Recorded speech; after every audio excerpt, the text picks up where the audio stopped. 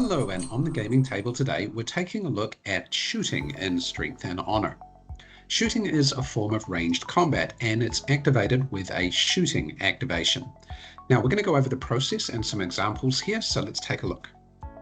So first, we have to look at the combat rating and the range of different units that can engage in shooting or ranged combat. So for example, we've got archers. They have a ranged shooting of 3, a ranged combat rating of 3, as well as a range of 3. The 2 is their combat rating for melee combat. Similarly, light cav has 2 for melee combat, 2 for ranged shooting, and a range of only 1 square. Now, when shooting occurs, units can only shoot directly forward, and they must shoot at the closest target in range. If 2 things are equally close, they may choose which one they shoot at. So let's take a look at some examples. So here we can see some Romans facing off against some archers and some light cavalry. Here the archers are 2 squares away from the legion, and so they could shoot at the legion, but the light cavalry are 2 squares away from the auxilia and only have a range of 1. So that means that the light cavalry can't shoot at the auxilia. Here, the light cavalry could shoot at the auxilia because now they're a range 1 away. Note that range 1 essentially means you're right beside the unit, but that doesn't mean you're engaging it in melee. You're still shooting at a range of 1.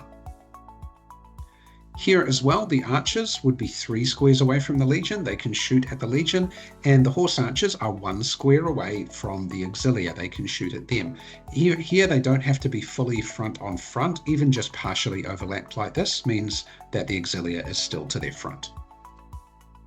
And similarly here, the archers have both the legion and the auxilia in their front and can shoot at either of them, and they get to choose because they're an equal distance away.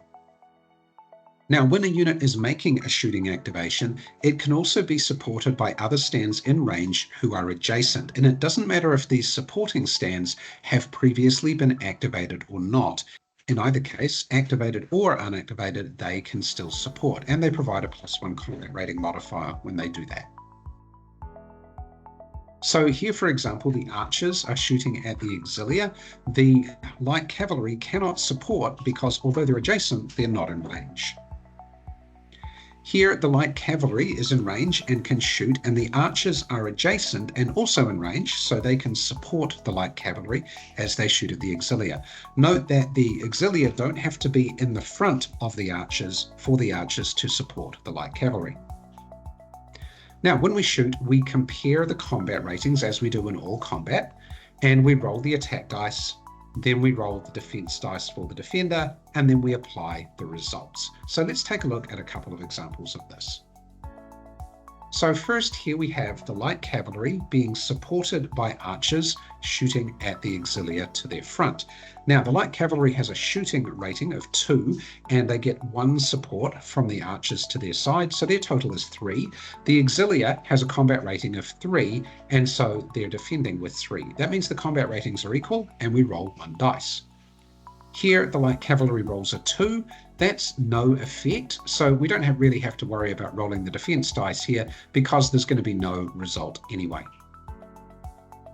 In this example, we've just got the light cavalry facing off against the auxilia. The light cavalry have a shooting combat rating of 2, whereas the auxilia is a combat rating of 3. So here, the auxilia is higher, so we have to roll 2 dice here.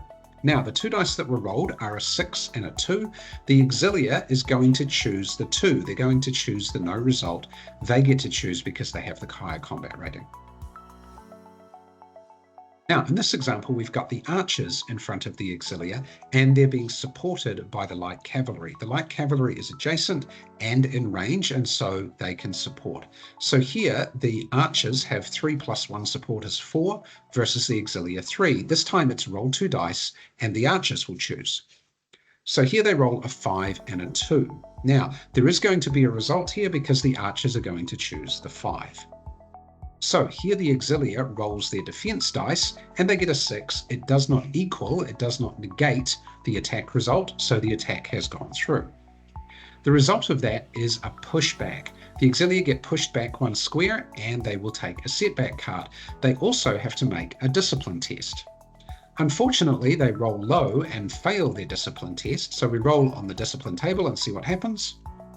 and the result is a disorder. So we place a marker indicating disorder on the auxilia and they take another setback card. So in this case, the shooting was quite effective. It disordered the auxilia and applied 2 setback cards to the Roman side here. So that's basically how shooting works. We compare the combat ratings of the shooting unit with any support to its target, then we roll the appropriate number of attack dice. The defender rolls the defense dice to see if they cancel the attack, and if the attack is not cancelled, then we apply the results. So I hope that's given you an overview of shooting in Strength and Honor. In following videos, we'll take a look at melee combat, but that's all for today. So thanks for watching, and we'll see you again real soon.